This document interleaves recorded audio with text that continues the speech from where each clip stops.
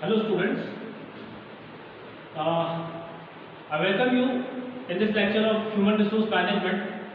हमारा जो previous lecture था वहाँ पर हमने बात की थी about trade unionism in India. Well, in that lecture we have discussed about the basics of trade unions. Trade union क्या होते हैं, क्यों ट्रेड यूनियन फॉर्म की जाती है. और जब मैं इंडियन कंटेक्स्ट में बात करता हूँ तो इन इंडिया जो एक एपेक्स सिस्टम है जो हमारा ट्रेड यूनियन को गवर्न करता है, जो रूल्स एंड रेगुलेशंस सेट किए गए हैं, जो प्रोविजंस बनाए गए हैं वो बनाए हुए हैं ट्रेड यूनियन एक्ट के अंदर. तो ट्रेड यूनियन एक्ट के बारे में हमने डिस्कस किया था उस लेक्चर के अंदर.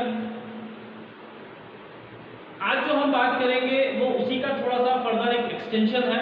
लाइक अगर मैं ट्रेड यूनियन की बात करता हूँ तो इंडियन सिनेरियो में, इंडियन कंटेक्स्ट में ट्रेड यूनियंस क्यों उतनी like even though they are popular but still जो एक ऑब्जेक्टिव होता है ट्रेड यूनियन का, जिस तरह से ट्रेड यूनियंस और भी नेशंस में वर्क करते हैं तो उनके कंपैरिजन में हमारे यहाँ पर उतना सक्सेसफुल क्यों नहीं हो पाया है ट्रेड यूनियंस. ठीक है, तो वैसे अगर हम बात करते हैं तो दी रूट्स जो हमारे रूट्स है, जो फाउंडेशन है ट्रेड यूनियन की, it was laid down way back in 1890. ठीक है, 1890 में बॉम्बे मिल हैंड्स एसोसिएशन, ये एक पहला जिसको हम कह सकते हैं कि द फर्स्ट फॉर्मल एसोसिएशन जो एक कॉन्स्टिट्यूट किया गया था, जो बनाया गया था, वो बनाया गया था मजदूरों द्वारा. And from there this journey has started. और उसके बीच में कई सारे डेवलपमेंट्स हुए. जो हमने बात किया था ट्रेड यूनियन एक्ट का, तो ट्रेड यूनियन एक्ट जो है वो 1926 में आपका इंट्रोड्यूस किया गया था. आफ्टर दैट उसमें कुछ मेजर अमेंडमेंट्स भी हुए in the year 1929 plus 1947.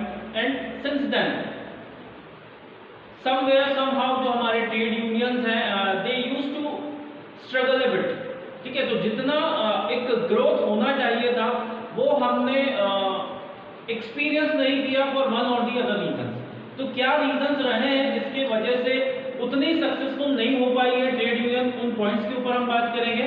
Like the various reasons for the unsuccessful of या you can say सकते हैं कि हम कह सकते हैं कि for the not exactly failure but हाँ still उतना पॉपुलैरिटी नहीं गेन करने के पीछे क्या रीजन रहा है. तो reasons behind that then the various problems which are being faced by trade unions in India. तो इन फैक्टर्स के ऊपर हम बात करेंगे, इन पॉइंट्स को हम डिस्कस करेंगे. साथ ही साथ कैसे कंडीशंस इंप्रूव की जा सकती है. तो there are certain points of suggestions to improve the overall condition of trade unions in India. तो इन दो मेजर पॉइंट्स पे हम आज डिस्कस करेंगे. पहला आप देखो problems face by trade unions में देख के रखा हुआ है स्लो इंडस्ट्रियल ग्रोथ. लाइक जब मैं बात करता हूँ इंडस्ट्रीज की और यूनियंस की, ठीक है, तो कहीं ना कहीं वो पैरेलल चलते हैं, दे गो हैंड इन हैंड. तो जिस पेस से इंडस्ट्रीज सेटअप होंगी, ठीक है, या होनी चाहिए, उसके कंपैरेटिव या उसके रिलेटिव समहाउ हमारे यहाँ उतना ग्रोथ नहीं हो पाया ट्रेड यूनियंस का. तो एक रीजन ये भी है कि जो इंडस्ट्रीज ग्रो हुई है, ठीक है, अगर हम दूसरे लाइक डेवलप्ड कंट्रीज की बात करते हैं या दूसरे अगर हम कंट्रीज से हमारे इंडस्ट्रियल जो सेटअप है, जो हमारा स्ट्रक्चर पूरा है, उसको अगर कंपेयर करके देखें तो वहाँ पर उतनी रैपिड ग्रोथ नहीं हो पाई है. तो वो एक रीज़न है. सिंस इंडस्ट्रियलाइजेशन उतना फास्ट नहीं हुआ है, इंडस्ट्रीज उतनी ज़्यादा सेटअप नहीं हुई है उस पेस से जितनी होनी चाहिए थी, तो उसके पीछे एक रीज़न ट्रेड यूनियन नहीं ग्रो होने का ये भी है कि इंडस्ट्रियल ग्रोथ जो हमारे यहाँ है वो थोड़ी सी स्लो है. Then lack of stable labour class. Like अगर हम वर्कर्स की भी बात करते हैं तो काफ़ी पहले से एक जो कस्टम चला आया है हमारे यहाँ वो यही है कि लाइक उतना पावर हमने कभी नहीं दिया वर्कर क्लास को. तो जो वर्कर क्लास है या वर्कर कम्युनिटी है, since very beginning they don't have that power, ठीक है, अमंग देम। और एक स्टेबिलिटी की जब हम बात करते हैं तो उनके पास उतना स्टेबिलिटी भी नहीं है, stability in terms of like their job, their status and other things, ठीक है।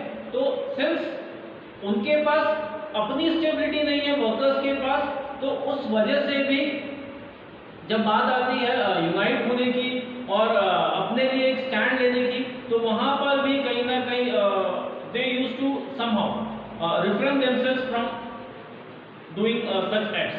तो वो भी एक रीजन रहा है कि हमारे यहाँ उतनी स्टेबल लेबर क्लास नहीं रही है स्टार्टिंग से।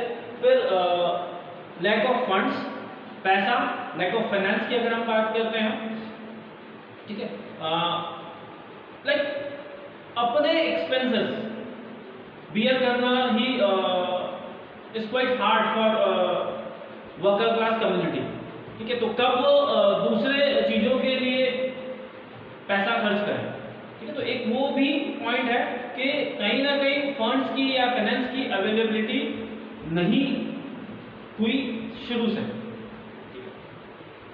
तो लेक ऑफ फंड्स। देन अगर मैं लिटरेसी की बात करता हूँ, सिंस लिटरेसी रेट वो हमेशा से ही इंडिया में उतना हायर एड साइड पे नहीं रहा है। मोस्ट ऑफ दी पीपल वो अपना इंटरमीडिएट या जिसको हम बात करते हैं नाउअडेज हायर एजुकेशन या स्कूलिंग तक ही उनका एजुकेशन रेस्ट्रिक्ट होकर रह जाता है। तो जो मैक्सिमम वर्कर्स कम्युनिटी रहते हैं they don't get that much education, तो उतना एजुकेशन उनको मिल नहीं पाता, प्रॉपर अवेयरनेस नहीं आती, और वो since education is not there तो उनको अपने राइट्स के बारे में और बाकी चीज़ों के बारे में भी उतना अवेयरनेस नहीं होता है। तो lake of awareness and education वो एक पॉइंट है। फिर उसके बाद वर्कलोड। इवन तो एक लार्जर पॉपुलेशन ऑफ हमारा जो सोसाइटी है, they are indulge into industrial undertakings और वो वर्कर्स के तौर पे काम करते हैं, बट स्टिल जब मैं वर्कलोड की बात करता हूँ तो उनके पास अपना इतना काम होता है कि फिर यूनियनिज्म या पॉलिटिकल इंटरफेरेंस और उस चीज के लिए उनके पास उसको बोलते हैं एक्स्ट्रा टाइम कोई भी उसके लिए देना नहीं चाहता, तो they don't want to devote their time in those activities. तो एक तो वर्कलोड उनके पास ज़्यादा है और वर्कलोड ज़्यादा होने के पास टाइम का अवेलेबिलिटी उतना नहीं होता है, एंड देन लाइक फिर दूसरे भी कंस्ट्रेंट्स रहते हैं। तो एक्सेस वर्कलोड वही पॉइंट है। Then difference of location, region, religion. तो जब मैं बात करता हूँ वो एक डाइवर्सिटी की, since India is known for its diversity, है ना। तो एक बहुत डाइवर्स वर्क फोर्स, एक बहुत डाइवर्स, क्योंकि बहुत डाइवर्स था हमारे पास पॉपुलेशन है। जब मैं इंडस्ट्रियल अंडरटेकिंग्स की बात करता हूँ तो people use to immigrate from other regions, other area, other part of the countries to industrial hubs, है ना। तो वो जो इमिग्रेशन होता है, इमिग्रेशन के चलते क्या होता है कि जहाँ पर भी इंडस्ट्रियल हब्स हैं, उन इंडस्ट्रियल हब्स पे आप देखेंगे अलग अलग पार्ट्स ऑफ कंट्रीज से लोग आ जाते हैं। अब इनके बीच में बहुत सारे डिफरेंसेस होते हैं, लिंग्विस्टिक बैरियर्स होते हैं, लिंग्विस्टिक डिफरेंसेस होते हैं, ठीक है। उनके बीच में बहुत सारे सोशो कल्चरल डिफरेंसेस आ जाते हैं। तो उन डिफरेंसेस के कारण भी वो यूनिफॉर्मिटी जो एक रिक्वायर्ड होता है वो यूनिफॉर्मिटी नहीं आ पाता है, और वो यूनियंस फॉर्म नहीं करते इन ट्रू सेंस जिस तरह से होना चाहिए। तो difference in language, customs, regions, religions etcetera. फिर लेक ऑफ लीडरशिप। यहाँ पर अगर मैं लीडरशिप की बात कर रहा हूँ तो जब मैं इंडस्ट्रियल लीडरशिप की बात करता हूँ, इंडस्ट्रियल अंडरटेकिंग्स के अंदर लीडरशिप की बात कर रहा हूँ, तो वहाँ पर people they are not ready to take stand, people are not willing to speak on other people's behalf. उस तरह की एक माइंडसेट और उस तरह के जो कंस्ट्रेंट्स हैं वो भी एक रीजन है जिसकी वजह से उतनी ग्रोथ नहीं हो पाई है इंडस्ट्रियल, मतलब हमारे जो यूनियंस है उनकी। फिर है प्रॉब्लम ऑफ अनएम्प्लॉयमेंट, बेरोजगारी सिंस लॉन्ग टाइम। ठीक है, इंडिया में बेरोजगारी एक मुद्दा रहा है। अब क्योंकि बेरोजगारी होती है, अनएम्प्लॉयमेंट रेट हायर साइड पे है, तो जहां एक तरफ people are striving for their bread and butter, तो दूसरी तरफ अगर आप उनको कहेंगे कि वो यूनियन बाजी और बाकी की एक्टिविटीज में पार्ट लें, तो उनका पार्टिसिपेशन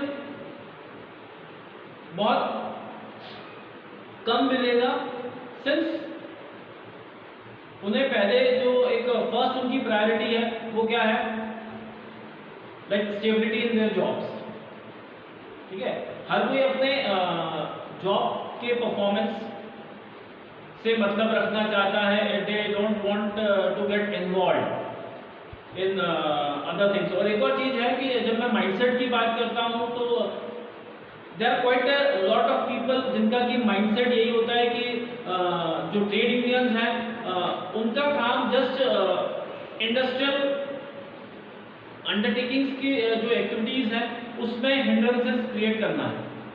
एक स्मूथ फंक्शनिंग जो होती है इंडस्ट्रियल यूनिट्स की, उसमें प्रॉब्लम्स क्रिएट करना, जस्ट जो एम्प्लॉयर्स हैं या जो इंडस्ट्रियलिस्ट हैं उनको अननेसेसरी परेशान करना for like undue reasons, work को स्टॉप कर देना एंड ऑल, इस तरह की एक्टिविटीज ही करते हैं इंडस्ट्रियल यूनियंस। ये एक हम कह सकते हैं कि मिसकंसेप्शन लोगों के अंदर होता है। तो उसके पीछे जो रीजंस है वो यही है कि एक तो अवेयरनेस उतना नहीं है, लोगों को अंडरस्टैंडिंग नहीं होती, और फिर जब लोगों के पास कहीं से भी थोड़ा बहुत एम्प्लॉयमेंट के अपॉर्चुनिटीज आती हैं तो जस्ट वो उनको एंगेज करना चाहते हैं, keeping aside all the other things, जहां पर उनका पार्टिसिपेशन की हम बात करें like in unions and other things, तो वो चीज है। फिर लेक ऑफ लीगल सपोर्ट, मैं ये नहीं कहूंगा कि लीगल सपोर्ट उतना नहीं मिलता, बट हाँ एक चीज और है कि जो हमारा ओवरऑल, जब मैं जुडिशरी सिस्टम की बात करता हूं तो जो भी हमारे लॉज हैं, जो रूल्स एंड रेगुलेशंस होते हैं, उसमें कुछ जगहों पर तो बहुत ज्यादा लूपहोल्स भी होते हैं। At the same time as I have said कि people don't want to get involve in that, वो अननेसेसरी उसमें पढ़ना नहीं चाहते, तो किसी भी तरह की लीगल प्रोसीडिंग्स अवॉइड करता है एक कॉमन मैन। तो लीगल सपोर्ट उतना ज्यादा नहीं होता है। फिर करप्ट एम्प्लॉयर्स, लाइक जैसे हम बात करें कि कई जगह पर एम्प्लॉयर्स जो होते हैं they try to manipulate the political leaders जो होते हैं या जो यूनियन लीडर्स होते हैं, उनको वो समहाउ बाय हुक और क्रुक, ठीक है, क्या करता है वो अपने तरफ डाइवर्ट करने की कोशिश करते हैं, उनको अपनी गुड बुक्स में रखने की कोशिश करते हैं, एंड समहाउ उनके थ्रू वो टू सम एक्सटेंट एक्सप्लॉइट भी करते हैं वर्कर्स को। तो जहां पर एक हमारा जो ऑब्जेक्टिव है वो क्या है, वर्कर्स के वेलबींग के लिए काम करना, तो उनका एक्सप्लॉइटेशन भी होता है इनडायरेक्टली यूनियंस के थ्रू, और वो उसका एक मेजर जो है रीजन है वो है करप्टेड एम्प्लॉयर्स। तो वो ना तो खुद स्मूथ फंक्शनिंग को प्रमोट करते हैं, और ऑन दी अदर हैंड अगर कुछ यूनियंस जो है वो वर्कर्स के राइट्स के लिए आगे आती, अपफ्रंट आती, कुछ एफर्ट्स लगाती भी हैं, तो they used to suppress those efforts, वो उनको दबाने की कोशिश करते हैं। तो वो करप्ट एम्प्लॉयर्स एक मेजर रीजन है। एंड उसके बाद जो ओवरऑल कंडीशंस होती हैं यूनियंस की, that is not that much strong enough, ठीक है। तो बहुत सारी वीक छोटे छोटे स्मॉल ग्रुप्स में अलग अलग यूनियंस एग्जिस्ट करती हैं, और जस्ट बिकॉज उनका साइज वॉल्यूम उतना नहीं होता है, तो उस वजह से भी वो जो एक स्टेटस यूनियंस को मिलना चाहिए वो नहीं मिल पाता है। तो दीज आर वेरियस रीजंस। अगर मैं सजेशंस की बात करूं, अब इन प्रॉब्लम्स को हम कैसे ओवरकम कर सकते हैं, सजेशंस पे अगर मैं आऊं तो वन बाय वन हम इन सजेशंस की बात करते हैं। पहले देखें आप यहाँ पर एक जो सबसे फर्स्ट एंड फॉरमोस्ट सजेशन है वो है वन इंडस्ट्री वन यूनियन। अब जहां हम बात करते हैं कि बहुत सारे अलग अलग स्मॉल वीक यूनियंस एग्जिस्ट करती हैं, अब इसको ओवरकम करने के लिए हम क्या करें, हम वन इंडस्ट्री वन यूनियन का कॉन्सेप्ट लेकर आए। जितने भी आपके मल्टीपल छोटे छोटे कोलैबोरेशंस होते हैं वर्कर्स के, हम उनको उनके एग्जिस्टेंस को थोड़ा सा और पुश करें और उनको एग्रीगेट करते हुए, ठीक है ना, कुछ बड़े ग्रुप्स फॉर्म करें, कॉन्स्टिट्यूट करें। तो instead of having multiple unions we must have common union, ठीक है। तो एक इंडस्ट्री के अंदर एक यूनियन हो गया। उस तरह से अगर हम ऑपरेट करेंगे तो यहाँ पर जैसे बोलते हैं ना, यूनिटी इज स्ट्रेंथ, एकता में शक्ति है। तो जितना ज्यादा हम उनको यूनाइट करके रखेंगे, जितना ज्यादा मतलब एक फीलिंग ऑफ वननेस वर्कर्स के अंदर होगी, वो उनके ही बेटरमेंट के लिए होगा।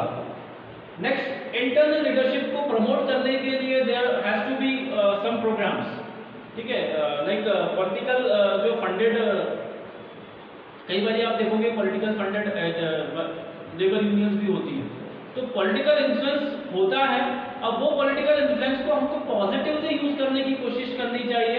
हमें कुछ लीडरशिप डेवलपमेंट प्रोग्राम्स ऑर्गेनाइज करने चाहिए और हमें इंटरनल लीडरशिप को ज्यादा प्रमोट करना चाहिए instead of having that influence, ठीक है। वो जो पॉलिटिकल पार्टीज हैं उनके इन्फ्लुएंस को कम रखते हुए, जो हमारे करप्ट एम्प्लॉयर्स होते हैं, जो करप्ट इंडस्ट्रियलिस्ट हैं, उनके इन्फ्लुएंस को नेग्लेक्ट करते हुए वी मस्ट, ठीक है, ट्राई टू पुट एफर्ट्स और वहां पर हम लीडरशिप डेवलपमेंट प्रोग्राम्स ऑर्गेनाइज करें वर्कर्स के लिए, और उन्हीं के बीच से हम क्या करें, लीडर्स बनाने की कोशिश करें, ठीक है।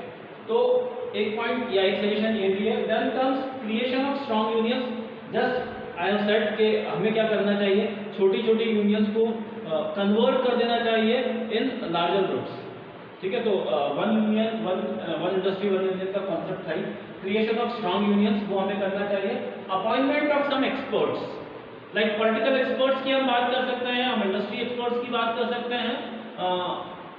कुछ वेल पेड वर्कर्स जो है उनको हमें पुश करना चाहिए कि वो they must take membership of unions, क्योंकि जब सैलरीड एम्प्लॉयज की मैं बात करता हूँ, वेल पेड एम्प्लॉयज की बात करता हूँ, तो अगर वो लोग पार्ट होंगे ऐसे कुछ एसोसिएशंस का या यूनियंस का, तो फाइनेंशियली भी वो थोड़ा सा हेल्प या असिस्ट कर पाएंगे उस सेगमेंट ऑफ वर्कर्स को जो कि स्ट्राइव करता है फॉर ब्रेड एंड बटर, ठीक है। तो हम कोशिश करें कि हम अपॉइंट करें कुछ एक्सपर्ट्स को, कुछ वेल पेड एम्प्लॉयज को, जो कि overall upliftment of trade unions के लिए सिंसियर एफर्ट्स लगा सके।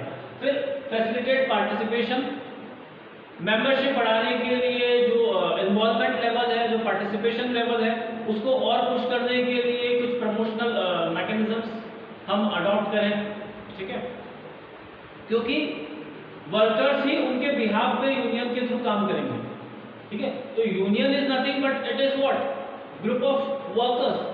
तो जितने ज्यादा वर्कर्स ज्वाइन करेंगे उतनी स्ट्रांग यूनियंस आपको मिलेगी, और जितनी स्ट्रांग यूनियंस होंगी वो उतनी फॉर्मली अपनी बात रख पाएंगी, उतनी फॉर्मली वो स्टैंड ले पाएंगे, और जो भी इविल प्रैक्टिसेस होती हैं, जो भी गलत प्रैक्टिसेस होती हैं वर्कर्स के अगेंस्ट, जो भी वर्कर्स का एक्सप्लॉयटेशन होता है, उनको वो बंद करके और पॉजिटिव डायरेक्शन में, ठीक है, ये यूनियंस उनके लिए काम कर पाएंगे। फिर the unions must seek to have participation या cooperation from industrialists, ठीक है। स्ट्रेट जैसे हम बोलते हैं कि जो आपकी स्पॉन्सर्ड ट्रेड यूनियंस नहीं होनी चाहिए, तो इवन दो डायरेक्टली हम किसी तरह से उनसे फंड्स नहीं लें, किसी तरह का फेवर नहीं लें, बट एटलीस्ट एक पार्टिसिपेशन, अगर मैं बात करता हूँ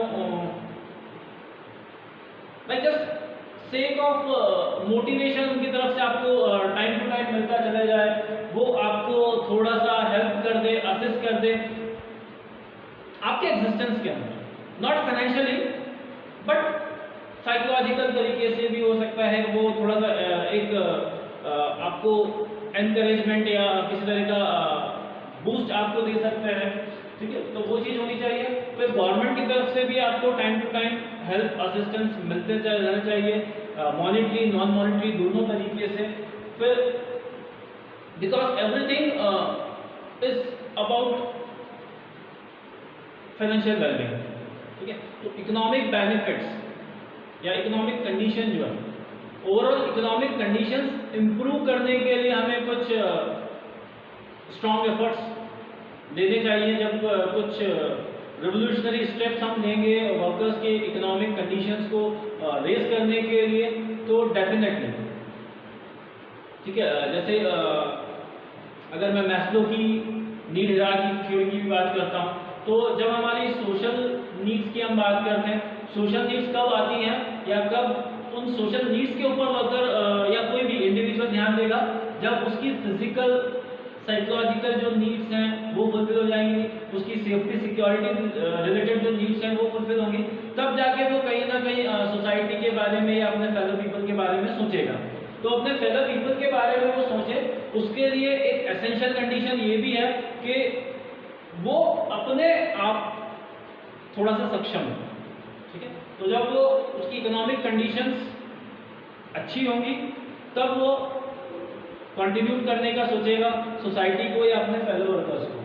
फिर setting up of welfare funds, और ये इकोनॉमिक कंडीशंस कैसे रेज हो सकती हैं, अगर हम कुछ फंड्स अलग अलग तरह के फंड्स क्रिएट करके चलें, उनके लिए प्रोविजंस लेके चलें इंडस्ट्रियल अंडरटेकिंग्स के अंदर, and this is on the part of industrial या इंडस्ट्रियलिस्ट एम्प्लॉयर्स, उनके पार्ट पे तो यही है, साथ ही साथ वर्कर्स जो है वो भी अपने कुछ डिफिकल्ट टाइम्स के लिए इस तरह के प्रोविजंस लेके चलें, लाइक वेलफेयर फंड्स और स्ट्राइक फंड्स उनके पास होना चाहिए। तो यूनियंस के केस में जहां हम जनरल फंड्स की बात करते हैं, कैसे जनरल फंड्स को यूज करना है उसकी बात करते हैं, साथ ही साथ जनरल फंड के साथ साथ there is need to have welfare funds as well as emergency funds and other funds, ठीक है। तो इस तरह के फंड्स हम बनाएं जिससे कि वर्कर्स की मॉनिटरी नीड्स को हम फुलफिल कर सकें, ठीक है। तो विद दैट हम कह सकते हैं कि अगर हम ये चीजें फॉलो करते हैं तो बहुत सारे प्रॉब्लम्स जो है, इन प्रॉब्लम्स को हम ओवरकम कर पाएंगे